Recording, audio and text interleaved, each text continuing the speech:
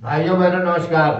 मैं अनिल शुक्रवारसी, पूर्व सांसद, अपने YouTube चैनल जनयात्रा टीवी में आप सबका स्वागत करता हूं। साथियों, आज का हमारा वार्ता का विषय है भारत के लिए उपलब्धियों भरा रहा वर्ष 2023। साथियों, बीता वर्ष 2023 भारत के लिए उपलब्धियों भरा रहा है, जहां एक तरफ अंतरिक्ष में चंद्रयान 3 को सफलतापूर्वक उतारा, वहीं दूसरी तरफ सूर्य मिशन यानी आदित्य L1 को सफलतापूर्वक लॉन्च कर कीर्तिमान स्थापित किया है। ग्रुप ऑफ 20, जिसका मतलब 20 देशों का समूह, जिसकी स्थापना वर्ष 1999 में हुई थी, जो अंतर्राष्ट्रीय आर्थिक सहयोग का मंच है, भारत ने 18वें शिखर सम्मेलन की अध्यक्षता की और सफलतापूर्वक इसका आयोजन पूरे देश में करने के साथ साथ नई दिल्ली में 9 और 10 सितंबर को भारत मंडपम में सफल आयोजन कर इतिहास रच दिया। यह सभी अंतर्राष्ट्रीय प्रमुख आर्थिक मुद्दों पर वैश्विक संरचना और अधिशासन निर्धारित करने का कार्य करते हैं। इस सम्मेलन की खास बात यह रही कि भारत के ही अध्यक्षता में G20 में अफ्रीकी यूनियन को शामिल किया गया और अब यह G21 हो गया है।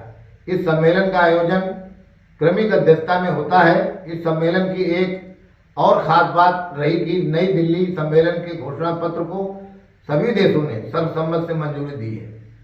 G20 के बाद P20 समिट का आयोजन 13-14 अक्टूबर 2023 को दिल्ली के द्वारका के India international convention and expo centre में किया गया, जिसमें G20 देशों के संसद अध्यक्ष, 25 देशों के प्रेसाइडिंग ऑफिसर और G20 देशों के 10 डिप्टी स्पीकर शामिल हुए। वर्ष 2023 में यह गर्व भरा पल रहा जब माननीय मोदी जी ने देश में अपने संसद भवन का निर्माण कराया और 28 मई 2023 को उसमें प्रवेश किया। 971 करोड़ की लागत से बने इस नए संसद भवन में लोकसभा में 888 सांसदों और राज्यसभा में 300 सांसदों की बैठने की जगह है। 2023 का वर्ष महिलाओं के लिए भी बड़ी सौगात लेकर आया, जब भारत की संसद में महिलाओं के लिए 33% का आरक्षण बिल पास हुआ, जिसमें विधानसभाओं और संसद में 33% महिलाएं चुनकर जाएंगी। दुनिया के साथ साथ भारत में भी आर्थिक चुनौतियां थीं, परंतु इनके बाद भी भारत 2023 में अपनी वृद्धि दर बनाए रखने में सफल रहा। GDP पर रेटिंग एजेंसी S&P के आंकड़ों से भी देश को सकारात्मक संदेश मिला है और 2023-24 में वृद्धि दर 6.4% अनुमानित है, जो कि सकारात्मक संदेश है। देश के रिजर्व बैंक ऑफ इंडिया ने वर्तमान व अगले वित्त वर्ष के लिए GDP वृद्धि दर 6.5% रहने का अनुमान लगाया है। Central bank digital currency CBDC RBI द्वारा जारी की गई है। देश के चुनिंदा शहरों में इसे लागू किया गया है, जिससे वहां के लोगों में इसके प्रति उत्साह दिखा है।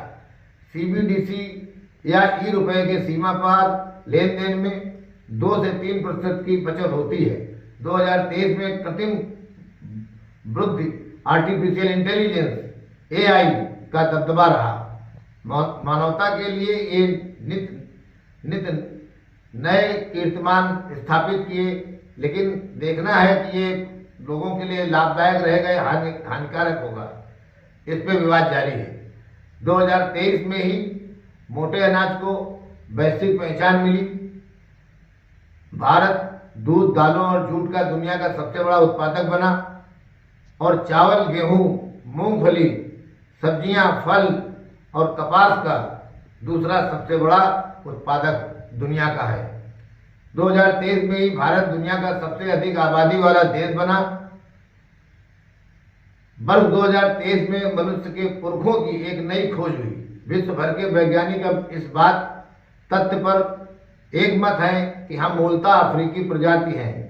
मोटे तौर पर इसका मतलब यह है कि होमो सेपियंस उस भूमि पर सबसे पहले अवतरित हुए जो अब अफ्रीका है, और हमारा अधिकांश विकास पिछले 5 लाख वर्षों में वहीं हुआ। पिछले 1 लाख वर्षों में हमारे पुरखों का अफ्रीका महाद्वीप से पलायन हुआ। कुल मिलाकर वर्ष 2023 भारत के लिए उपलब्धियों भरा रहा। विश्व कप क्रिकेट मैच में लगातार सभी मैच जीतकर फाइनल में ऑस्ट्रेलिया से हारना निराशाजनक जरूर रहा। बहुत बहुत धन्यवाद। यदि आपको मेरा चैनल पसंद आया हो तो इसे लाइक सब्सक्राइब करना न भूलें। आपका साथी अनिल शुक्रवार से। Thank you very much.